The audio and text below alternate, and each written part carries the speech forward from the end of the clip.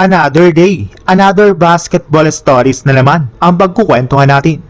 At ngayon nga ay pag-uusapan natin ang balitang ganito na nga po kalaki ang bagong tandem ni Tyrese Maxey at LeBron James sa Philadelphia 76ers. At ang balitang may papapermahin na nga po na player ang Golden State Warriors sa mga susunod na araw ngayong offseason. Matapos nga po ang ilang linggong paghihintay ay sa wakas, isinagawa na nga po ng Philadelphia 76ers ang introductory press conference ng kanilang pinakabagong superstar na si Jaylen Brown, kung saan sinabi nga po niya dito ang kanyang mga saloobin patungkol sa kanyang dating team na Boston Celtics at sa kanyang bagong kupunan na 76ers. At pagkatapos nga po ng nangyaring ito ay hinihintay na lang naman nga po ngayon ang magiging introductory press conference ng iba na lang mga bagong players na sina Kentavious Caldwell-Pope at LeBron James. Pero kahit man nga po hindi personal na ipinapakilala ng 76ers sa harap ng media si LeBron, ay porsigidor naman nga po itong nagpa-practice kasama ang kanyang mga bagong teammates, kagaya na lang ni Tyrese Maxey. Todo practice na nga po sina Maxey at LeBron na magkasama sa loob ng court base sa mga nagsilabasang video at larawan sa social media.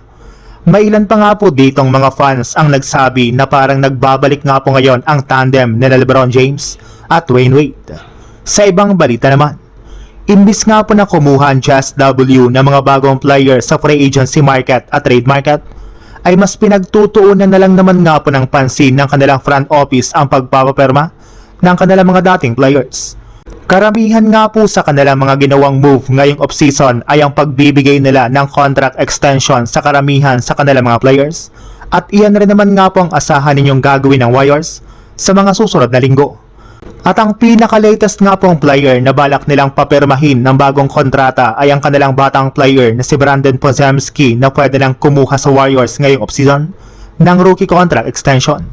At ayon nga po sa isang insider, target nga na po ni Mike Dunleavy na bigyan ito ng bagong kontrata na nagkakahalaga ng $15 to $18 million contract per year. Ang problema lang, mas malaking pera nga na po ang gustong makuha ng kampo ni Podziemski sa Just W, kung saan aabutin nga po ito ng $25 million contract per year.